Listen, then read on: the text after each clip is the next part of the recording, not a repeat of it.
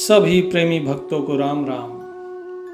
सन 1516 की एक घटना है जब मीराबाई जी मेवाड़ से घूमते घामते इधर उधर होते हुए और कबीर जी के पास आती हैं और उनके शरण में आती हैं, सत्संग सुनती हैं उनका, और उसके बाद ज्ञान चर्चा होती है उनके बीच। तो क्या ज्ञान चर्चा थी, कैसे क्या हुई, वो सारी चीज आज आपको बताएंगे। और क्यों कबीर साहब ने मीराबाई को अपना शिष्य नहीं बनाया, क्यों रविदास जी ने उन्हें नामदान दिया, क्यों कबीर जी ने नहीं दिया, आज इस चीज को हम जानेंगे। तो सन 1516 की बात सुनो। मीरा ने भक्ति करी भारी, 20 बरस की उम्र हुई, मीरा पर विपता पड़ी भारी। लगभग 16 वर्ष की उम्र में उनका विवाह हो गया था, बहुत कम उम्र थी। और कुछ ही वर्षों के पश्चात उनके ऊपर विपताएं पड़ने लग गई, क्योंकि जो उनकी ननद थी ऊधा, वो भड़काती रहती थी अपने भाइयों को, अपने पिता को, कि ये तो पता नहीं किससे बात करती है। और मीरा जो थी वो तो अपने कृष्ण भक्ति में लीन रहती थी, उसे कोई सुध नहीं थी परिवार की, किसी राजकाज की, किसी भी चीज की। इस चीज से सभी नाखुश थे और आखिरकार मीरा परेशान हो गई और मीरा को राणा ने त्रास दई, घर छोड़ के बाई चाल पड़ी, बंधन तोड़े वो माया के, गिरधन को ढूंढन चाल पड़ी। सारे बंधन तोड़ के और अपने प्रभु को ढूंढने चल दी कि इतने बरस हो गए भक्ति करते करते, ऐसा क्या हुआ कि जो प्रभु के दर्शन नहीं हो रहे। चलते चलते दिन बीत गए, मीरा एक सत्संग में पहुंच गई, जहां फरमा उपदेश रहे, रविदास कबीर से भेंट हुई।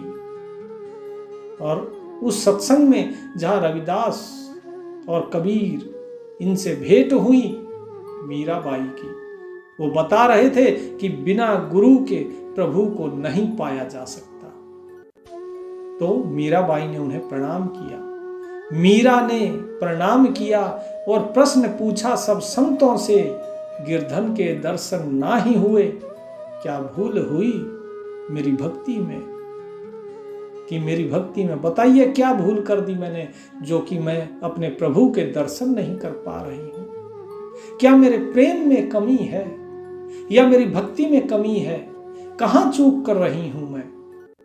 तो कबीर साहिब बोले, सतगुरु बोले, तेरी भक्ति की महिमा ये जग जानेगा, तेरा गिरधर प्रेम भाव ये सारा जग पहचानेगा। ये जो भी मैं वाणी बता रहा हूं, ये सरल भाव में बताई हुई है आपको, ताकि आप अच्छे से इसको समझ सके। तो मीरा बोली, बड़भाग मेरे, सतगुरु जी दरस भये थारे, थारी शरण गहूं कुछ ज्ञान देओ, गिरधर जी मिले न हमको म्हारे। कि है साहिब, आप जैसे सतगुरु जो है मुझे मिले हैं, ये मेरे बड़भाग हैं, और मैं अब तुम्हारी शरण में हूं। अब कुछ ज्ञान दो जिससे कि मुझे प्रभु का दर्शन हो। तो कबीर साहिब क्या बोले, साहेब कबीर मुस्काते हैं, रविदास को बेटी तुम गुरु करो, दीक्षा नाम की करो धारण, निस्दिन प्रभु नाम का जाप करो। कि आप किसको गुरु बनाओ, रविदास जी को, उनसे दीक्षा लो और प्रभु नाम का जाप रोजाना किया करो। अब रविदास जी चौंके कि ये तो जो है आपके पास आई है, और आप जो है मुझे कह रहे हैं कि मैं इसको नामदान दूं, ऐसा किस लिए। रविदास कहे, तुम सतगुरु हो, देते क्यों तुम ही नाम नहीं, मेवाड़ से मीरा आई है, इसने तुमरी ही शरण गही। तो साहिब क्या बोले, गुरु बिना कोई भेद न पावे, गुरु बिना कोई भेद न पावे, ना हरि की पावे निशानी, राम कबीरा एक भये है, कोई न सके पिछानी। कि बिना गुरु के भेद कोई नहीं पा सकता, कोई उस परमात्मा की निशानी भी नहीं पा सकता। तो इसीलिए अगर उस प्रभु को पाना है तो गुरु जरूरी है, और गुरु तुम बनो। क्यों? क्योंकि राम और कबीर दोनों एक हो गए हैं, और जब एक हो गए तो अब मैं गुरु नहीं रहा। गुरु सांसारिक होता है और मैं उसके साथ एक हो चुका हूं, लेकिन इस चीज को लोग नहीं जानते हैं। और दूसरा कारण यह भी है तुम्हें गुरु बनाने का इसका, कि मार्गदर्शन कौन करेगा। समय रहा है कम मेरा, चलने का अब ख्याल है अपना। यहाँ 4 दिनों का है डेरा, कि अब मेरा तो 4 दिनों का डेरा बचा है, इस संसार में बहुत कम समय बचा है। अब इसका मार्गदर्शन कौन करेगा, जरा ये भी तो बताओ। तो ये मार्गदर्शन, ये गुरु बनाने के लिए बहुत जरूरी है। गुरु का कार्य है समय समय पर मार्गदर्शन करना शिष्य का। और ये 1516 की बात है, और 1518 में केवल 2 वर्ष बाद कबीर साहिब जी इस संसार से चले गए थे।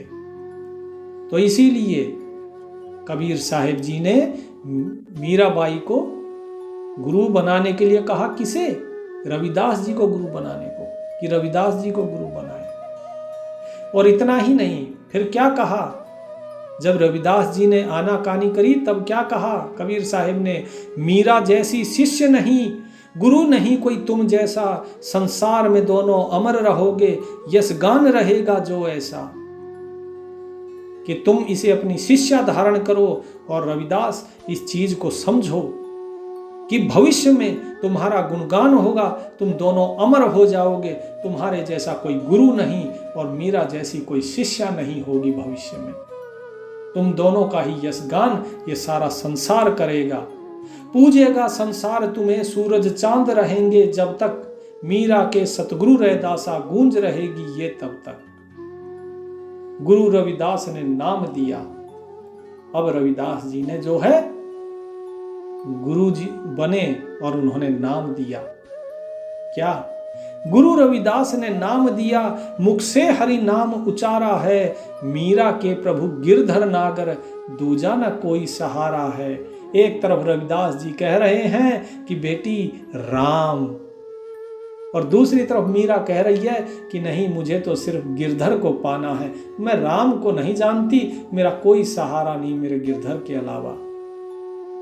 कहे गुरुजी सुनियो मीरा। अब क्या कहते हैं गुरुजी, अर्थात संत रविदास जी क्या कहते हैं मीरा को?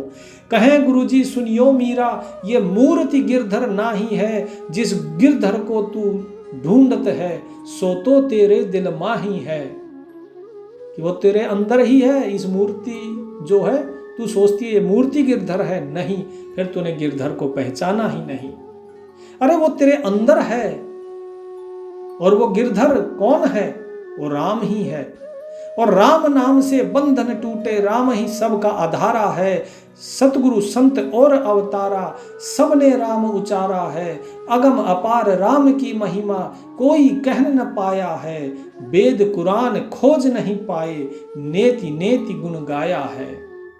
संत रविदास जी ने जब ये राम नाम की महिमा मीरा को बताई, तो मीरा को थोड़ा सा संदेह हुआ।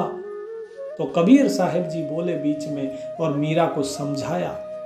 बोले कबीर सुनो तुम मीरा, बोले कबीर सुनो तुम मीरा, ये एक अकथ कहानी है। राम कबीर कृष्ण रैदासा, राम ही मीरा दीवानी है। कि तुम ये मत सोचो कि तुम्हारा गिरधर, अरे गिरधर भी वो राम ही है, वो राम ही कबीर है, वो राम ही तुम्हारा कृष्ण है, वो राम ही तुम्हारे गुरु रैदास है, और वो राम ही मीरा है। बेटी उस राम के सिवा और कुछ है ही नहीं, इसलिए तू शंका ना कर। जो तुम्हारे गुरु रविदास जी कहते हैं इस चीज को धारण करो। क्यों? क्योंकि राम ही सारा खेल रचाया, राम ही खेल खिलाड़ी है, राम ही वृक्ष फूल फल छाया, राम ही बोवे बाड़ी है। गुरु रविदास कहे मीरा से, राम ही सब में समाया है। अपने अनुभव से तुम जानो, गिरधर भी राम बन आया है। कि तुम अपने अनुभव से जानो कि तुम्हारा जो गिरधर है वो भी वो राम ही बन के आया है। तो तुम अपने अनुभव से इसको अब महसूस करो।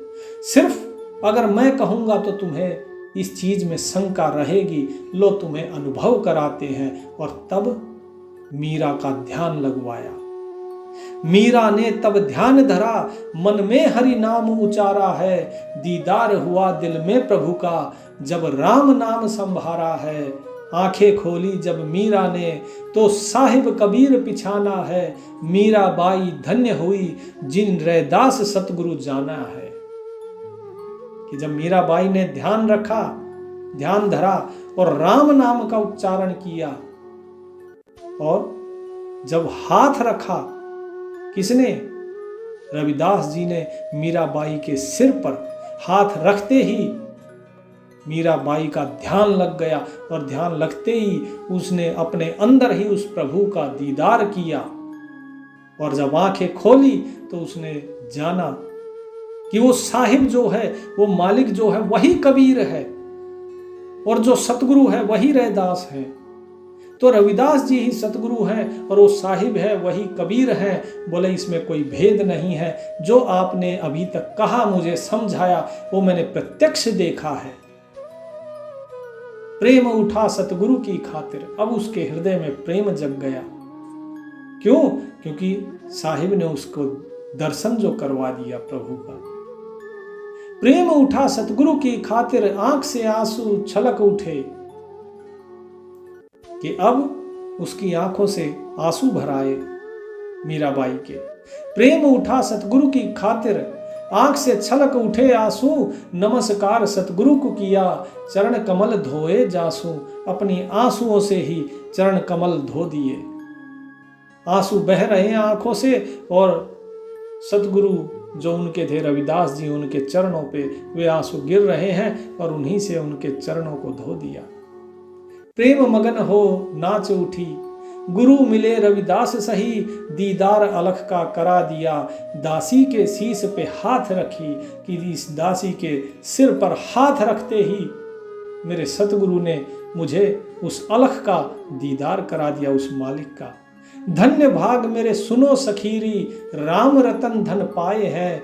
वस्तु अमोली हमें मिली है, गुरु रैदास बताए हैं। हे मेरे सतगुरु साच कहूँ मैं, अब मैंने राम पिछाना है। सबके घट में राम ही बोले, राम ही गिरधर जाना है। क्या? कि वो राम रतन धन मुझे आपसे मिला। वो अमोलिक वस्तु जो अनमोल है, वो नाम मुझे रविदास सतगुरु जी हैं, उन्होंने मुझे दिया, मेरे गुरु ने दिया है। और हे मेरे सतगुरु, सच कहती हूँ, अब मैंने उस राम को पहचाना है। सबके घट में वही राम है, यही मैंने जाना है। और मेरा गिरधर भी वो राम ही है, ये भी मैंने जाना है। राम कबीर और कबीर कृष्ण है, सोई रविदास में बूठा है। साचा ज्ञान यही है एक साहिब, बाकी सब कुछ झूठा है। कि वो मेरा राम, वो जो मालिक है, वो सब के अंदर रमा हुआ है, वही राम कबीर है। और ये कबीर जो है यही कृष्ण है। कबीर और कृष्ण और राम अलग नहीं है। और वही मेरे गुरुदेव, आप में भी वही बैठा है, आप भी वही हो। और यही ज्ञान सच्चा है, इसके अलावा सारा ज्ञान झूठा है। इसके अलावा सब झूठा है। जो भी दिखाई दे रहा है ये सब झूठ है। सत्य तो यही है जो आपने मुझे समझाया कि सब कुछ वो मालिक है। मीरा के प्रभु गिरधर नागर, जो मेरे दिल में आवे है। आन देव को पूजू नाही, अब कुछ मन नहीं भावे है।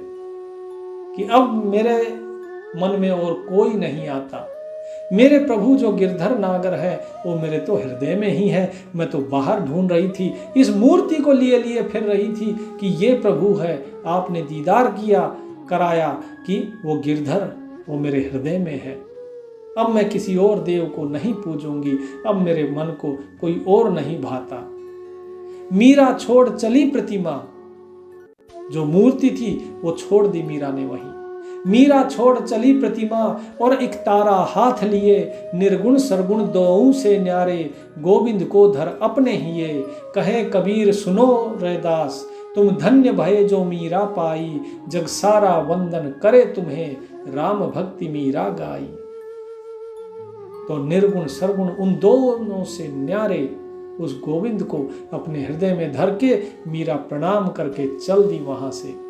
और कबीर साहब बोले कि हे रविदास सुनो, तुम धन्य हो जो तुम्हें मीरा जैसी शिष्य मिली। सारा जगत तुम्हारी वंदना करेगा इसके लिए, क्योंकि यही मीरा आगे भक्ति के मार्ग को आगे बढ़ाएगी। और ये जो राम भक्ति है, जो प्रभु की भक्ति है, ये मीरा हर एक स्त्री के मन में जगाएगी। मीरा केवल एक कोई स्त्री नहीं है, ये सभी स्त्रियों के लिए एक प्रमाण बनेगी कि स्त्री भी मुक्ति की अधिकारी है, भक्ति की अधिकारी है। इसके बाद लगभग 47 वर्ष की उम्र में, अर्थात और 27 साल के बाद, मीराबाई जो है वो अपने गिरधर के साथ एक हो गई। इन 27 सालों तक रविदास जी उनके मार्गदर्शक रहे, उनके गुरु रहे और उनको पल पल पे मार्गदर्शन देते रहे। इसीलिए जब कोई गुरु बनता है तो उस गुरु को मार्गदर्शन करना आवश्यक होता है। जबकि कबीर साहब 1518 में इस लोक को छोड़कर चले गए थे, इसीलिए उन्होंने मीरा को अपना शिष्य नहीं बनाया, बल्कि रविदास जी को उनका गुरु बनाया। उम्मीद है कि आपको ये चर्चा, ये जो ज्ञान चर्चा हुई मीराबाई, रविदास जी और कबीर साहब के बीच, ये अच्छी लगी होगी। सत साहिब।